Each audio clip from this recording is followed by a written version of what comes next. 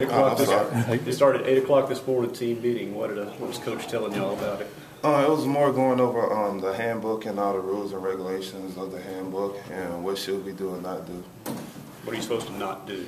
You know, they was talking about the aging and all that stuff, don't get involved in all that. And trying to inform the younger guys on about their stuff. Don't try to play no part in it. Now, you're a sophomore, you're calling other people younger guys? Well, you know, once you're a sophomore, you got to call the freshmen younger guys. So. What's different this summer, you know, as far as your first summer here? I mean, what's kind of slowed down for you? Well, I feel like I'm more on a serious note now, you know, because last year was just a learning year for me. And I feel like my expectations are so much higher than last year because last year I didn't really expect to play as much as I did. And this year my expectations are so high that I got to be so serious about everything now. Now I just can't have fun and play. Now I got to be serious and I got to be critical on my mistakes. Talk about expectations and wanting to play. The preseason depth chart lists you as the backup. How do you kind of get that into the role of being the starter? What do you need to do this camp to jump into that role? Being a backup, you know, I played backup last year, man. You know, Coach Mullins feel like he feel better, more comfortable with me coming off the bench. That's what I have to do. But my biggest thing is I go out there and make plays. It don't matter if I'm a backup or a starter. As a younger guy, I guess, as a sophomore, when you see the seniors like Preston Smith or Caleb Beals or P.J. Jones, how do you kind of work with them and how do you compete against them? Being, you know, they've been here 4 years now. As you said, it's kind of on your second year. How do you compete with them and try to get better than them, but also kind of learn from them? Caleb Beals and Preston, those guys are great leaders. You know, I look up to those guys. You know, I learn a lot from them. But I let them know that I'm going to compete with you. I'm trying to take your spot. You know, it's a work day every day. You know, and by us competing like this, it's going to get both of us better. So.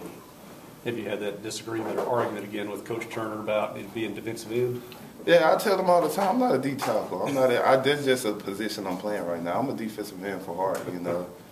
What was, you know, with the defense having so much depth and experience back, what was the off season like for you guys? You know, I know we heard all spring.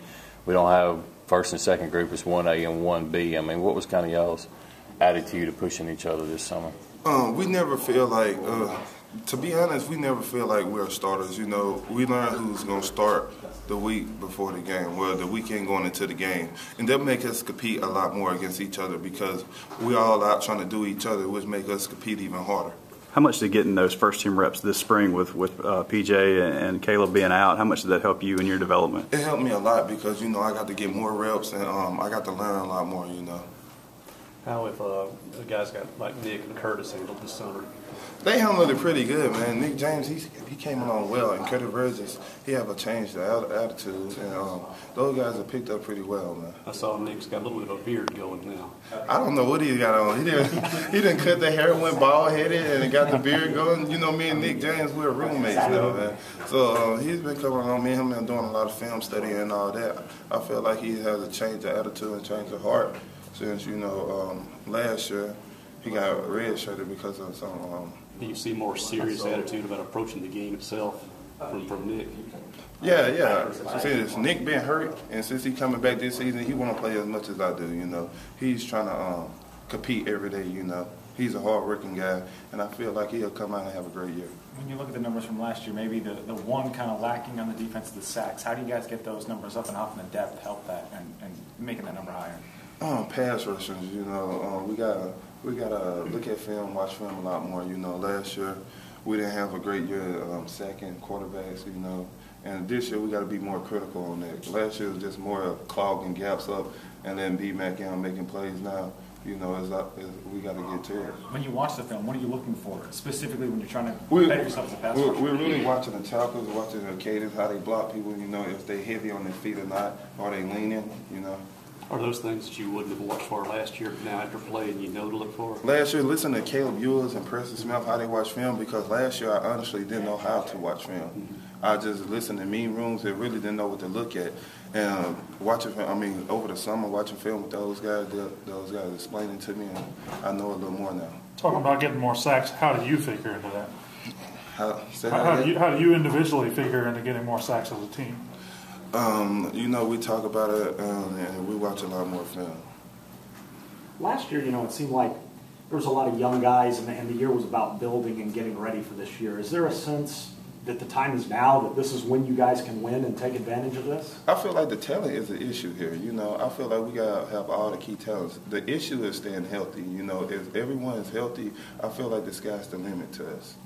Is that with all the depth and experience you're trying on defense, is there a leader? Is there one guy that everyone kind of turns to? I feel like you have Chiefs and Indians, man. Everyone is a leader, you know. Everyone at the time is going to have to look up to somebody else as a leader. And somebody going to have to be an Indian at some point in time on this team. So there's not no one individual leader. Can you be a leader as a sophomore? Or does that not really work? Yeah, you never can really put no one in a position because they're too young to be a leader. Mm-hmm. Because at some point in time, a senior is going to be down and have to look at a freshman for, you know, to get that boost of energy. So there's no such thing as classification as a leader.